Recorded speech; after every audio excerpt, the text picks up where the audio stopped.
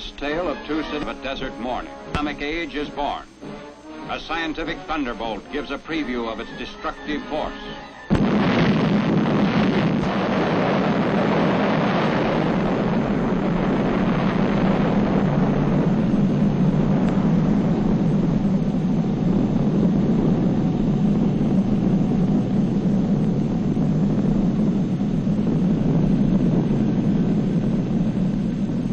From the instant of that first blast until Hiroshima vanished from the list of living cities, closely guarded plants in New Mexico, Tennessee, and the state of Washington continued their work to shorten the war. Hiroshima, one of Japan's arsenal cities, was selected as the first to feel the weight of atomic power. 21 days after the New Mexico dress rehearsal, a lone B-29 was over Hiroshima, carrying an atomic bomb. At 8:15 in the morning of August 6, Japanese time, the first atomic bomb hit an enemy target. The bomb was aimed to explode above 0 point, a spot in the city at the junction of the Motoyisu and Ota rivers. The bomb was intentionally set to explode well above the 0 point to dissipate its radioactivity. Here is the pictorial record of the result. At 0 point, directly beneath the explosion, the soldier in the scene is pointing at the spot from which all damage to the surrounding area was measured in terms of distance from the center of the blast.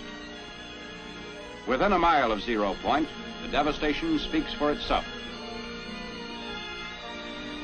But in these very ruins, Army cameramen have found and filmed pictorial evidence that tells in twisted steel and stone the effect of death-dealing atomic power. For example, this was the site of the main Japanese military headquarters. There were approximately 20,000 Japanese military personnel stationed here. They are among the missing. A lone concrete smokestack indicates where a bustling factory once stood. Reinforced concrete buildings seem to have withstood the explosion fairly well, the damage varying with their distance from 0 point. Within an area of a mile to a mile and a half, this type of building was the only type to withstand complete demolition and destruction. Here's a building that was actually knocked sidewise, giving you an idea of the force of the blast. The direction of the blast is graphically told by the slant of this parapet, a concrete wall. Etched in the stone base of what was the Russo-Japanese War Memorial are telltale lines, atomic handwriting for all to read. Another signpost of the direction and force of the explosion is blasted in the polished granite base of this statue. The light surface indicates the angle of the blast, 2/10 of a mile from 0 point. Many of the shattered windows pointed like skeleton fingers the direction of the atomic wind of death. On one side, blown in. On the other, blown out, with atomic tornado force. Inside, the flash burns on the chairs give eloquent testimony on the heat of the blast a mile from 0 point, which singed the mohair upholstery like a blowtorch. Hiroshima City Hall, which stood at an angle of 45 degrees to the direction of the explosion, had its doors and windows blown in, but suffered much less damage than buildings squarely in the path of the blast. The windows and doors offer mute evidence of the way the blast swept into the structures.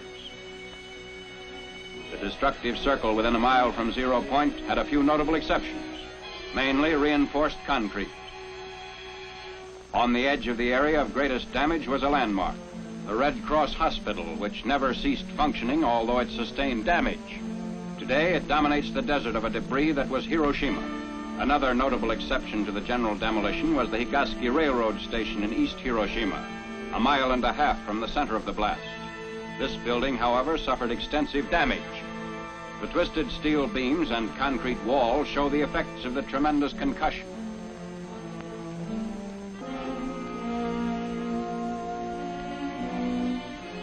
What's left of the Commercial Museum, within 2/10 of a mile of 0 point, also gives indication of the tremendous push of the explosion. The downward force of the blast turned the roof of the Commercial Museum into a reservoir. Amazingly enough, bridges did not suffer too badly at Hiroshima. This steel rail bridge, 1 mile from 0 point, had the side toward the explosion virtually blasted by flying particles, which removed almost all the paint.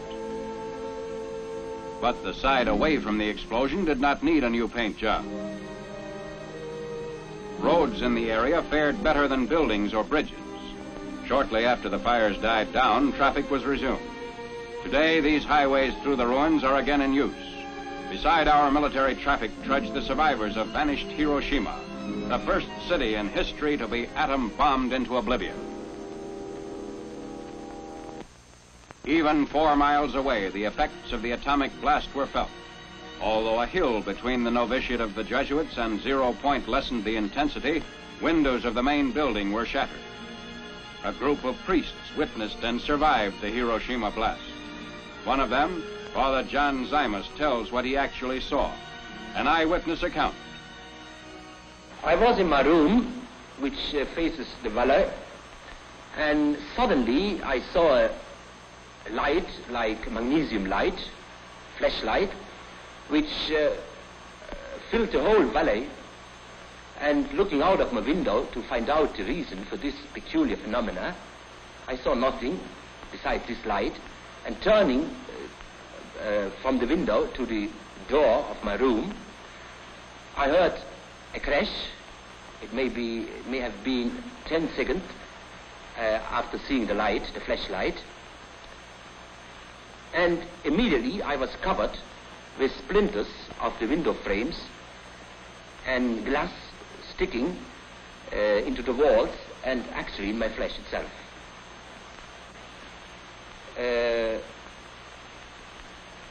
After a while, we saw a procession of people coming from the outskirts of the city up the valley. Many of them, most of them, were wounded, especially the parts of the body which were not covered by clothes, like hands, feet, back. All of us who lived to this experience at the spot estimate the numbers of death at least as 100,000. What is your opinion as to the story that the ruins of the city emitted deadly rays? Well, I think that it's just a rumor, because I myself and others of us have worked in the city itself immediately after the explosion for several hours, and we felt no ill effect at all. After Hiroshima, Tokyo wondered when the next atom bomb would fall. They did not wonder long, because the president delivered an ultimatum: surrender or face complete destruction. The Japanese ignored the ultimatum. It was evident that atomic power to break the enemy must become the tale of 2 cities. Nagasaki was selected to become target city number 2. Exactly 3 days after Hiroshima, a B-29 set out for Nagasaki. Instructions were precise. To the north, Japan's greatest torpedo plant. To the south, steel and arms works were located in the heart of the city. The bomb was aimed midway between the 2 plants to cause greatest possible damage. Because the plants were located in a valley, surrounding hills shielded most residential areas and concentrated the damage on the industrial section. At 10:58 the morning of August 9th, the bomb was exploded above the city, and in the towering mushroom, Japan could read its doom. This was more than a routine bombing.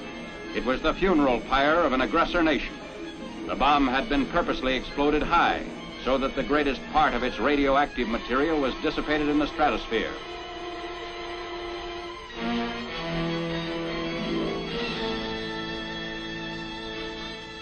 From the air, the skeletons of the Mitsubishi plants made evident that Nagasaki's war-making power was totally destroyed. For the valley area of little more than 3 square miles, blast and fire reduced the industrial plants and surrounding buildings to blackened rubble.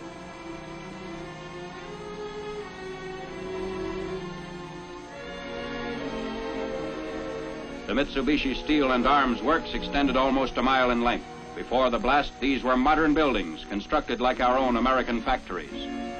Closer examination of the ruins shows the same complete destruction that characterized the ruins of Hiroshima. Damage to equipment and machinery used in the manufacture of naval rifles, AA guns, and heavy artillery was such that even if Japan had determined to commit suicide by continuing resistance, she could not have salvaged much from the ruins. Smokestacks bent but did not break before the blast. And roads were unaffected, people using them without ill effect shortly after the explosion. The ruins revealed beyond doubt the existence of the shadow factories the Japanese had set up in the nearby residential areas of the industrial valley. You have seen the swath of destruction created by atomic power in this tale of two cities. The world's greatest minds in science, statecraft, and military matters are wrestling with the problems created by the atom. On this spot, outlined in stone, is a figure representing the average man, regardless of his race or creed. These atomic footprints on the sands of time can never be erased.